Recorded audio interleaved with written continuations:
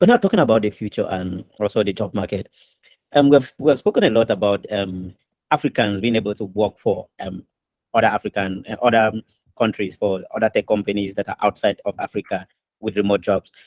What other ways can Africans have access to tech jobs, especially within Africa? What is the job market like in Africa for tech jobs actually?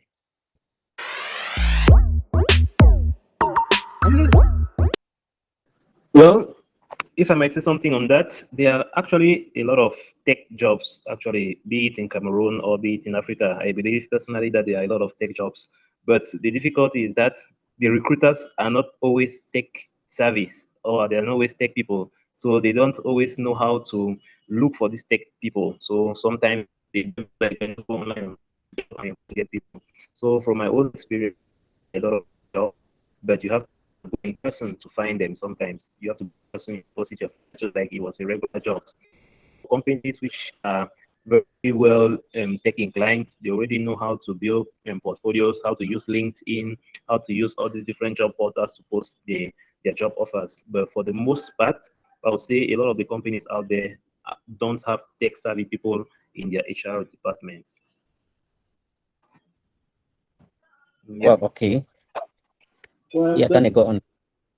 what I want to say is to drive really tech consumption or the consumption of tech people in the Africa, or let's say let me take particularly Cameroon, is it's to understand the problems we have and how tech can solve some of those problems. Because right now there's a lot of challenge understanding the problems that we have.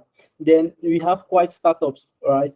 But I think that the startups also at most don't understand the problem that we have or the level at which we are in terms of a market or an African market. If you look in the case of Cameroon, if you look in the case of Cameroon, Cameroon is primarily an agricultural economy. So Cameroon most needs will need to be focused around agriculture, right? Then there is how health is not something that you it's it's a need, but it's not a priority to drive development in something like Cameroon, because Cameroon is the first agricultural economy. So which means that if we have people investing in tech to solve agricultural problem, we might see either them receiving how to put it, subventions, either them receiving investment to be able to scale or pay their workforce and all of that. So we have a problem that we probably are not adopting tech for the things that are most essential. One of the reasons that Cameroon is still has as challenge to be to consider mineral resources, or to see Cameroon as a country that exports mineral resources, is because we have a lot of resources underground, but we don't have the infrastructure to be able to tap in those resources, which makes it such that things like bauxite, I don't know, gold, all of those are not really our main export. Our main export is agricultural products, right?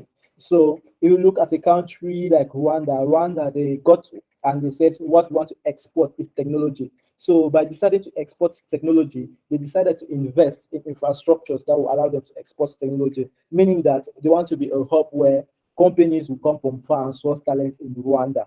Companies that are, I don't know, the Meta and the Apple and all of that, when they would think of maybe an office, right, where they think they will have tech talent, they will think of Rwanda. But also we have been focusing on agriculture. So we have to look at the technology, invest in the technologies that solves our needs. We have been looking just mostly software, but we equally have manufacturing needs. We at present, I would say, still see companies importing a lot of machinery or buying machinery from abroad to be able to operate some of the manufacturing plants that we have here. So if you look at the West, if you look at the industrial revolutions that have happened all over the across over the years, you've had the first industrial revolution that was mostly a revolution of discovery. So the world was doing things like they did not really understand how some things were working, like maybe light and all of that, but they were mostly agricultural. they were mostly agricultural. Then, if you look at the second industrial revolution, that became even more agricultural. Then the third industrial revolution was the revolution that introduced the internet, right? That introduced technology properly. But what powered the second industrial revolution was machinery, was steel, right? So we need to invest in technology that will boost our manufacturing ecosystem, that will boost our and if we go into manufacturing, you also see that that will create more tech opportunities, because at the end of the day, you also need current technology to be able to create machines that are able to, I don't know, convert, I don't know, whatever agricultural product from one form to another. Because most of the time, as an agricultural economy, what we are doing now is just exporting raw agricultural products outside. They go outside there, they are transferred outside, then they come back to us in the transform form, more expensive. Whereas we could also call it focus on transforming some of these things. But we are not going to do it is if we are focusing on health tech apps, we focusing on payments, transport apps. But even if we are doing payment app, I think we have to look at payments for the farmer. We have to look at payments for, I don't know, for anything that's related to the agricultural sector, right? Because if you look down, you see that the farmer has a lot of challenges and nobody is solving the farmer's problem. Nobody is solving the problem of that grandfather in the village. Even our health, our architect, they will say this is the solution to to know if your plant are sick or if you're, but that is for large scale agricultural people, and how many of them are here? Because most of them probably use their imported software or things that they will take from people abroad there. So nobody is solving the problem of the regular farmer. I don't know of anybody solving the problem of the regular farmer. I don't know of anybody into tech software solving the problem of that farmer trying to transform agricultural products from one form to another.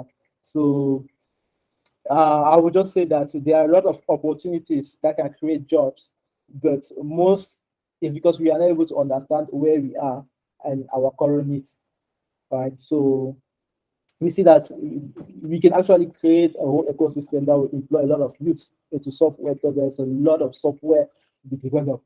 We need software to be able to transform our still manual paper-like systems to create digital databases.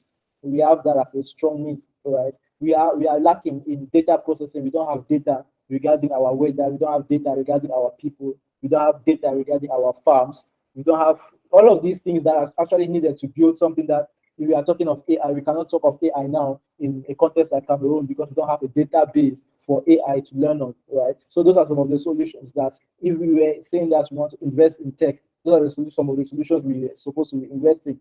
Converting these our databases that are in books and papers in universities, in secondary schools, in government bureaus, in health, to actually to digitalize them, to make them usable for data processing. So you said there's a lot of things that need to be done, but we are already on crypto. So there are opportunities for us to identify our needs. That's my take. Okay, if I might say something on that. Free, bro. Yeah, I think kind of when you say tech, it can be a very broad subject. And like Tanura was talking about, it really cuts across a lot of things. Maybe tech in education, tech in development, tech in agriculture, and so on and so forth. So personally, I want to maybe consider tech in education, for example. And so there's a lot of potential, and I think it's actually the first area that should be really addressed. So we can already see a lot of shortcomings in the educational system, and just even in just communication. So definitely, I think it's the first area which should be addressed, and from there, then on, everything else will follow. So definitely, technology is still very much growing, and it's even just in the past decade that.